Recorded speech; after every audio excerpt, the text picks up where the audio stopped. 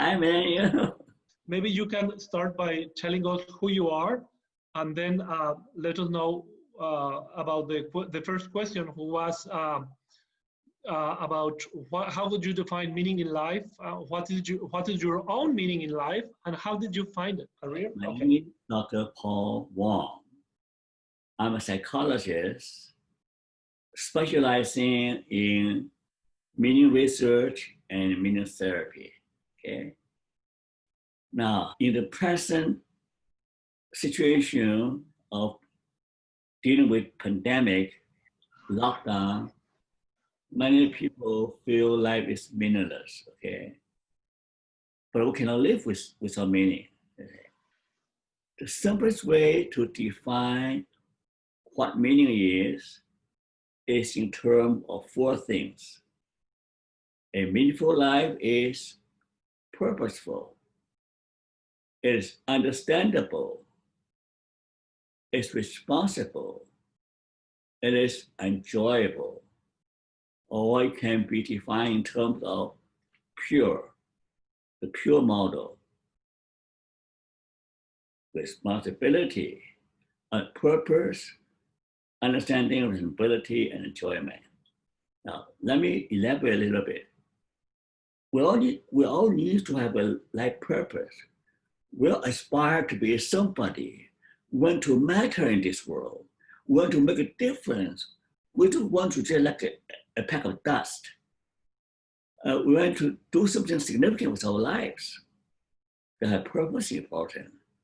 Secondly, understanding or a sense of coherence. We need to know why we exist.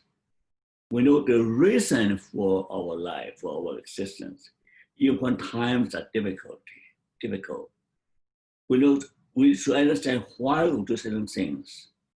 So understanding, cognitive understanding is a fundamental part of meaning. And thirdly, responsible. Now, in psychology, self-determination theory is most important. Self-determination means that you are responsible for your life, for your well-being. You determine your own future. Now, you do all three things, then automatically you feel good about your life. You feel your life is enjoyable. That's why pure is the simplest, the most comprehensive way to define meaning. Now, for myself, my meaning of life is to bring happiness and meaning to the suffering people. That gives me a sense of joy if I can relieve other people of their suffering. Thank you, Paul. Hearing you about the pure model, it looks kind of hard to develop it. So the question is the finding of meaning trainable? Can we train people to develop purposeful lives, understandable, responsible, and enjoyable lives? Okay. It is easy and also it is hard. It is easy because we are all endowed with the capacity to find meaning. It's hard because living a meaningful life demands some sacrifice, demands some persistency, okay? For example, Steve Jobs is famous for his Apple computer, Steve Jobs, right? So he has a mirror test for 33 years of his life. Every day he will stand in front of the mirror and say, mirror, mirror, if today is the last day of my life, will I still be happy doing what I'm doing now? If answer is no, that means my life has no meaning, or I make change. So this is reflection, right? This self-reflection. Many people are too busy to live their shallow life. They never take time to reflect. All great people have taken time to reflect their lives. So it takes work, it takes reflection. Once you find a goal, then you have to pursue it with focus, with persistence. You have to delay gratification. You have to make some sacrifice. You cannot be an Olympic athlete without sacrificing some pleasure, sacrificing some junk food, right? So it's easy and hard. It's easy because we all can do it, hard, but we have to make some effort. Is this effort related to suffering? Well, okay. Now, suffering is a big topic, okay? Sometimes suffering happens to us, okay, like the pandemic, okay, or social injustice, or poverty. But certain suffering is self-imposed discipline, right? No pain, no gain. You have to overcome the pain barrier. I have to endure the boredom and the hardship in training. To be a champion, you really have to train yourself hard. The Chinese saying that those who excel in suffering will excel in whatever they do. You can never be a master of anything. You do not know what suffering is.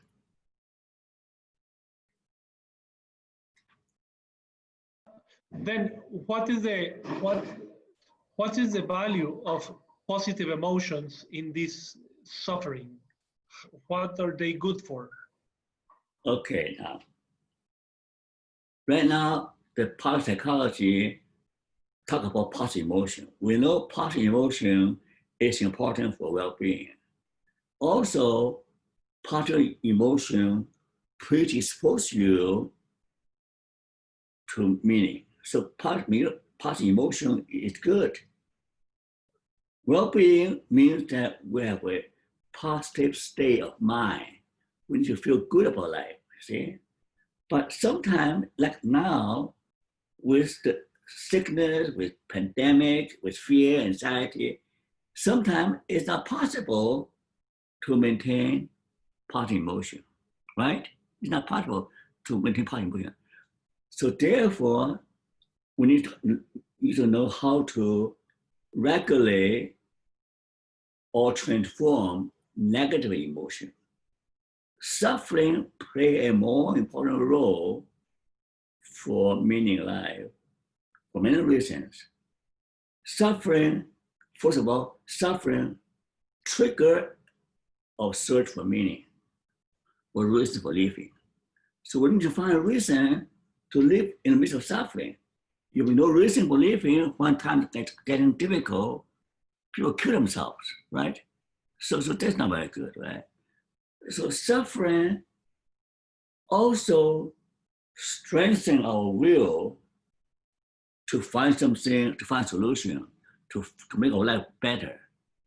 So suffering gives us the motivation to strive, to rise above our, we don't want to stay at the bottom of life, stay at the bottom of the hierarchy.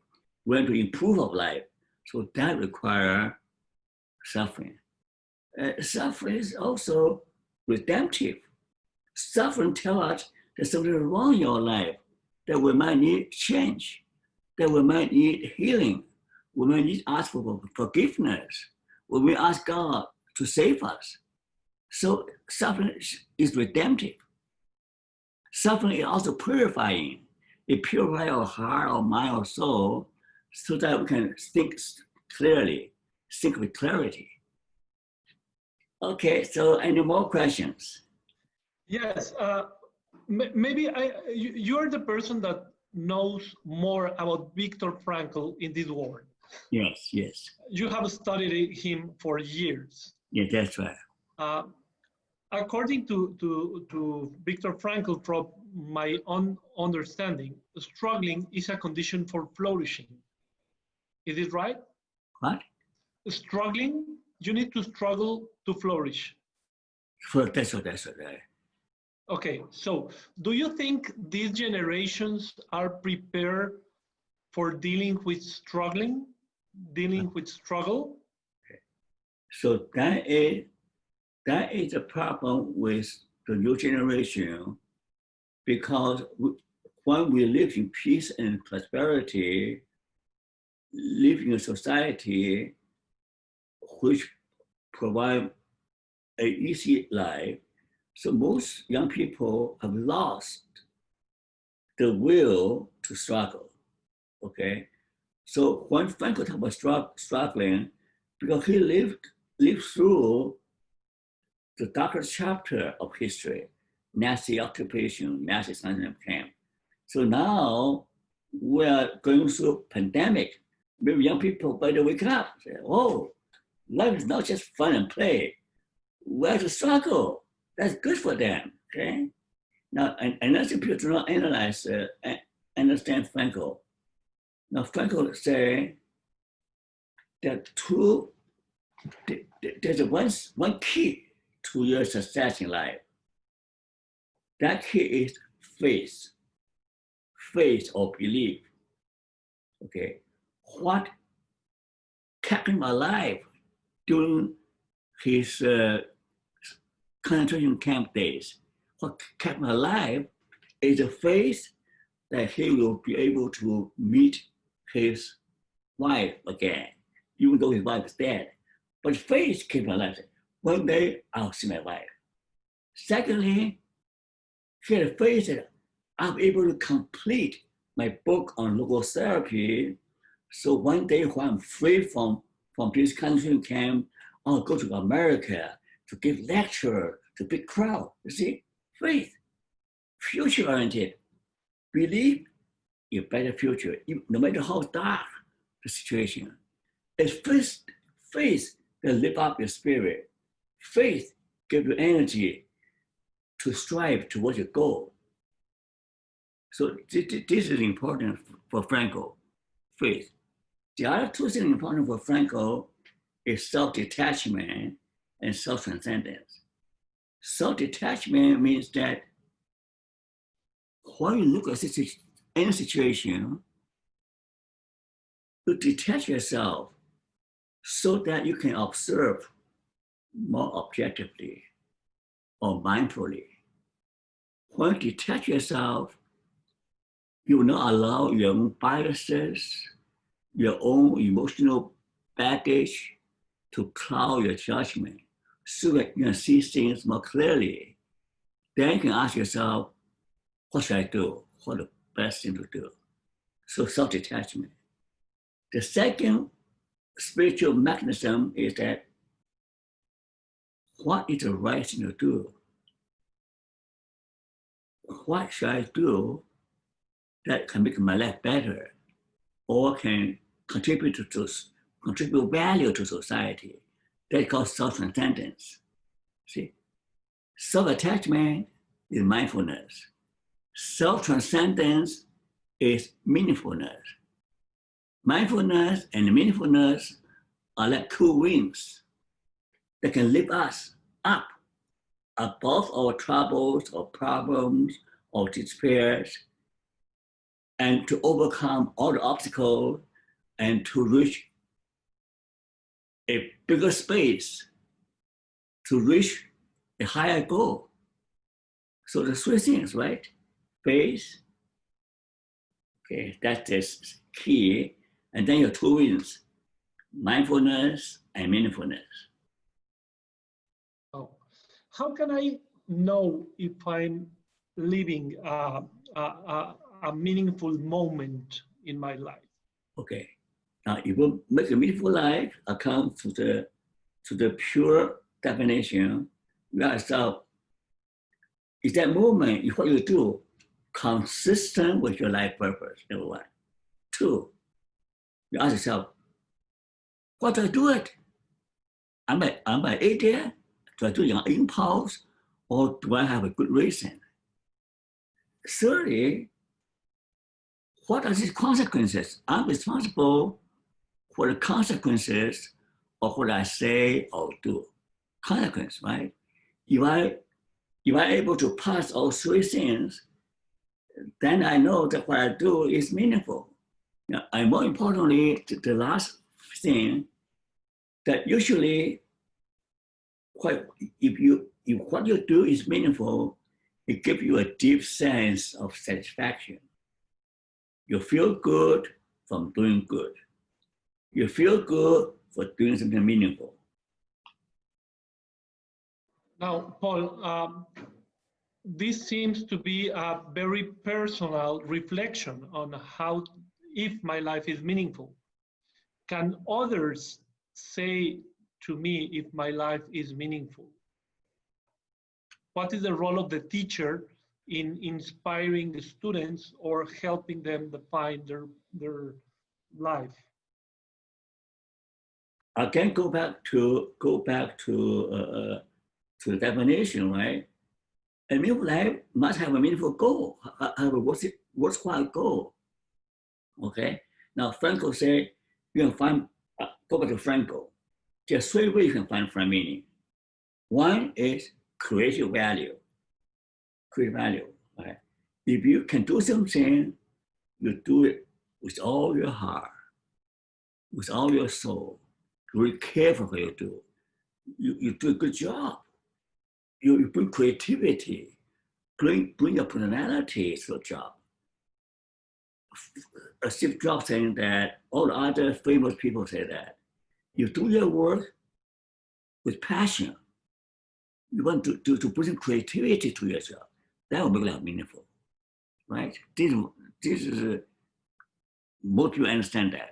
If you do it sloppily or just as a routine, as a chore, that will be no meaning. And secondly, create an experiential value. That means when you relate to people, when you go to a situation or go to nature, if you receive the world, receive your experience with open-mindedness, not bias, with appreciation. You appreciate, you are able to appreciate the sunrise, the sunset, appreciate the beauty of nature. You appreciate music, appreciate the people around you. Then you will have meaning. So you can explore meaning by appreciating the ordinary things, that beauty, goodness, hidden in every common thing, in everyday life. You need to have a sense of appreciation. Thirdly, if you are in hell, okay, if everything is taken away from you, if you are on deathbed, if you are faced the firing squad, if you are left miserable, you can't appreciate anything, you can't do anything, Frankl said, you can still have meaning by taking a defiance, a stand of defiance, and laugh at your fate, laugh at your tormentor, say, shoot me and make my day. You can kill my body, but you cannot kill my soul. So you take a stand with human dignity. You see? So in so doing, you experience meaning because you stand up and say, my life has value, my life has dignity. You can destroy me, but you cannot destroy my pride and my dignity. Great. So in other words, regardless of what circumstances you have, you can always have meaning. You can always say yes to life. Paul, to finish, what will be your recommendation for young people, for students of TecMilenio? Can you send a message to them, to TecMilenio, and for them to find meaning and work for obtaining meaning in their life? As young people say, "Hey, young man, wake up. No pain, no gain. If you want to enjoy your life, be prepared to suffer for it. You want to avoid suffering, there's no hope, no future. Life is hard. Competition is hard. You can get anywhere without hard work. You can get anywhere without sacrifice. You're free of sacrifice, forget it. There will be no hope for you. On the other hand, if you're prepared to suffer, then there's no limit. Then you can have a great future, no matter how difficult life is, So I'll tell them to embrace suffering. When you embrace suffering, your ability, your willingness to suffer will become your strength. Will enable you to overcome difficulty and achieve your goal. The second thing I advise young people, it takes some time to reflect your life. Am I in the right direction? If what I'm doing worthwhile, take some time to reflect. Like Steve Jobs, the mirror test, Stand in your mirror, ask the mirror, mirror, am I okay? Am I living the right way? Am I ashamed of my life? Or am I proud of my life? I'm really satisfied with myself. It's a total reflection with self-awareness will help. Okay, that's it. Thank you. Thank you very much, Paul. Jesus, is there something you think we are missing or we can add? Not really. What's everything I need to say? No, thank you very much. And I think we have everything we need. I was wondering if I can add one last question, if it's possible, about legacy, about how can I, in my purpose of life, when I find myself, my purpose, and I help others to find it, how can I encourage the legacy of others? Okay. Legacy is also important in a test called funeral test. Funeral is that pretend you're dead. Okay? You want to hear what people say about you. What do you like to hear people saying about you? Saying that you're a nasty guy, you're a selfish guy, you're a useless guy. Or you want to say, he is a good human being, a decent human being. He can make contribution to society. So you think about your legacy to your children and to society. So that's another way to help you live a more meaningful life. Okay, bye-bye. Thank you. Okay, you're welcome to visit my website, drpaulwong.com, or my organization website is called meaning.ca. Okay. So you'll find a lot of materials on meaning. So www.drpaulwong.com, or my organization is called meaning.ca. Meaning.ca is a international network of personal meaning.